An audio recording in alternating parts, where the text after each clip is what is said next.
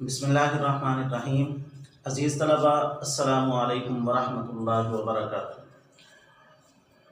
اس سے پہلے ہم دو ٹاپکس ڈسکس کر چکے ہیں، اس میں ہمارے جو کلاس روم ہے اس میں آڈیو میں دونوں ٹاپکس موجود ہیں۔ آج ہم نے اعجاز القرآن کے حوالے سے اور حفاظت قرآن کے حوالے سے پڑھنا ہے۔ عزیز طلبہ، ہم سمجھتے ہیں کہ قرآن پاک وہ واحد کتاب ہے کہ اس جیسی کتاب آج تک دنیا میں کہیں بھی موجود نہیں ہے۔ اس سے پہلے آسمانی کتابیں دیکھ لیں، جتنی بھی موجود ہیں، 4 آسمانی کتابیں اللہ تعالیٰ نے نازل کی، تورات، زبور، انجیل اور قرآن پاک، اور 100 صحیفہ نازل کیا، لیکن آج تک کوئی بھی اپنی اصلی شکل میں قرآن پاک کے علاوہ موجود نہیں ہے۔ عزیز طلبہ، سب سے پہلے تو ہم دیکھتے ہیں کہ اعجاز کہتے کسے ہیں۔ اعجاز کا لغوی معنی کیا ہے؟ اعجاز کہتے ہیں معجز کر دینے والی چیز، عاجز آ جائے اس سے آدمی۔ قرآن پاک وہ واحد کتاب ہے کہ اس جیسی مثال لانے سے مشرکین مکہ اور دوسرے وہ لوگ جو قرآن پاک کے بارے میں کہتے تھے کہ آپ اس کو گھڑ کے لے آئے ہیں، آپ صلی اللہ علیہ وسلم پر اعتراض کیا کرتے تھے اور کہا کرتے تھے کہ قرآن پاک کو آپ اپنی طرف سے بنا کے لے آئے ہیں، حالانکہ آپ صلی اللہ علیہ وسلم کا جو دور تھا وہ دور ایسا تھا کہ اس کے اندر اللہ تبارک و تعالی نے شعر و ادب کو عروج بخشا تھا۔ شعر کے اندر ہو، نثر کے اندر ہو، ہر حوالے سے ادب اپنے عروج پر تھا، اور اللہ تعالیٰ کا ایک انداز رہا ہے کہ جب بھی اپنے کسی نبی کو بھیجتے ہیں تو اس وقت جو چیز اپنے عروج پر ہوتی ہے، جو فن اپنے عروج پر ہوتا ہے، اس کے مطابق اللہ تعالیٰ ان کو معجزہ عطا فرماتے ہیں۔ تو قرآن پاک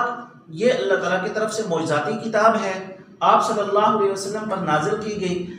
مشرکین مکہ نے جب یہ اعتراض کیا، آپ صلی اللہ علیہ وسلم جب قرآن پاک پڑھ کے سناتے تو مشرکین مکہ اعتراض کرتے تھے کہ آپ اس کو اپنی طرف سے گھڑ کے لے آئے ہیں۔ تو اللہ تبارک و تعالی نے سب سے پہلے ان کو پہلا چیلنج دیا کہ قُلْ إِنِ اجْتَمَعَتِ الْإِنسُ وَالْجِنُّ عَلَىٰ أَنْ يَأْتُوا بِمِثْلِ هَٰذَا الْقُرْآنِ کہ تم تمام لوگ، جن و انس، سب اکٹھے ہو جاؤ اور اس جیسا قرآن پاک لا کے دکھاؤ۔ حالانکہ اس کے اندر بڑے بڑے شعراء کرام تھے، بڑے بڑے ادباء کرام تھے، اور باقاعدہ ان میں آپس میں مقابلہ بازی ہوا کرتی تھی، بڑے بڑے بازار لگتے تھے، عکاظ المجنہ کا بازار لگتا تھا، اور اس کے اندر لوگ شعر و شاعری کرتے تھے، بڑی بڑی محافل لگتی تھی، اور اس کے اندر مقابلہ ہوتا تھا، اور ہر سال جب وہ میلہ لگتا تھا اس میلے کے اندر باقاعدہ ججز ہوتے تھے جو اس چیز کو پرکھتے تھے کہ اس وقت جو معیار کے اعتبار سے، الفاظ اور معنی کے اعتبار سے جو سب سے عمدہ کلام ہوتا تھا اس وقت، اس کو لکھ کر بیت اللہ کے اندر لٹکا دیا جاتا تھا۔ یہی وجہ ہے جب قرآن پاک نازل ہوا، ابتدا ہوئی، تو اس وقت 7 معلقے ایسے تھے، 7 کلام ایسے تھے جو بیت اللہ کے اندر لٹکے ہوئے تھے، جس کو بہترین کلام اس وقت کا کہا جاتا تھا۔ لیکن جیسے ہی قرآن پاک نازل ہوا تو سورۃ الکوثر، چھوٹی سی سورت ہے، 3 آیات پر مشتمل ہے، اس کو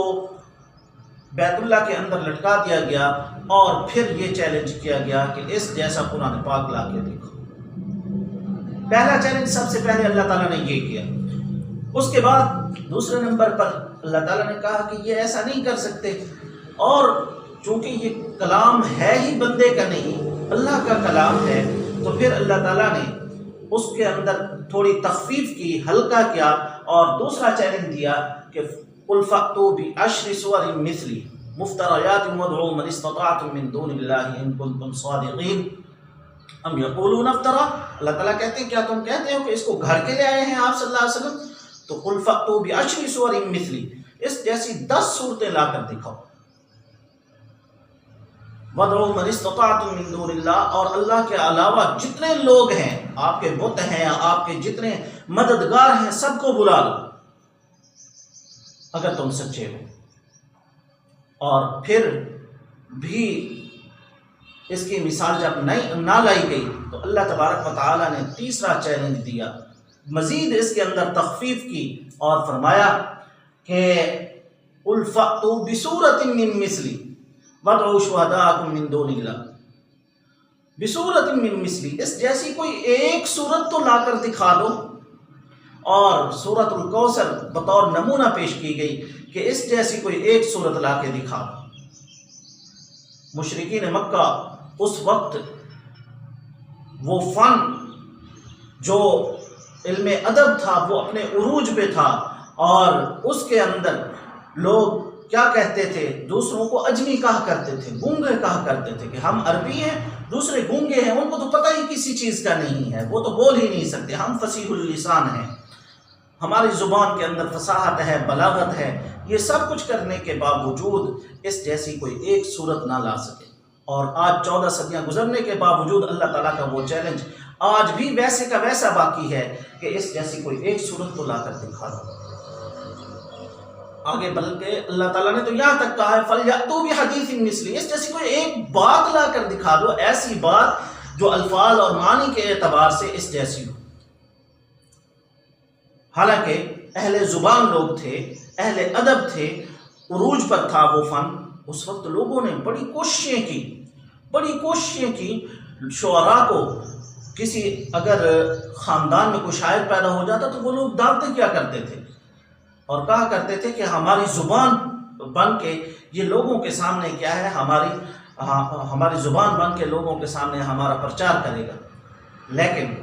اس جیسی کوئی صورت آج تک نہیں لا سکا۔ لوگوں نے بڑی کوششیں کی، لوگوں نے شعراء کو یہاں تک کہا کہ آپ کے خاندان کی، آپ کی جو ضروریات ہیں وہ ہم پوری کریں گے، لیکن آپ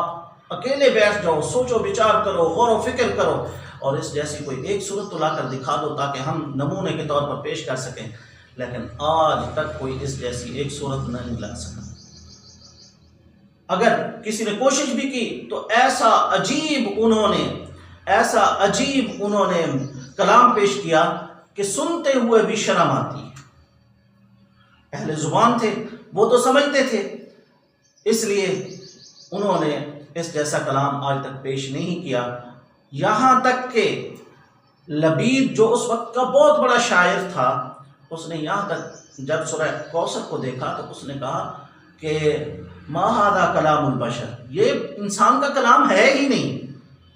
حالانکہ شاعر تھا، بڑا اونچا شاعر تھا، اس نے جب کلام اللہ کو دیکھا تو اس نے کہا یہ کلام اللہ، یہ انسان کا کلام ہے ہی نہیں، اور حقیقت میں یہ کلام ہے ہی اللہ تعالیٰ کا، اللہ نے اپنے پیارے حبیب صلی اللہ علیہ وسلم پر نازل کیا، تو اس جیسا کلام دوسرا آدمی کیسے پیش کر سکتا ہے؟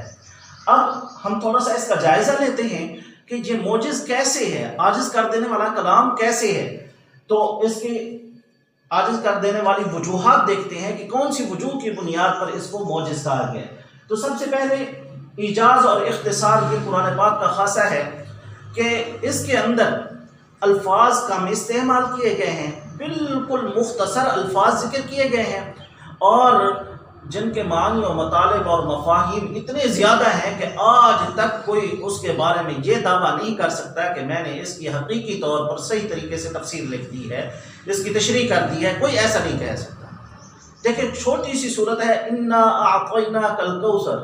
فصل لربک وانحر ان شانئک هو الابتر، 3 آیات ہیں، لیکن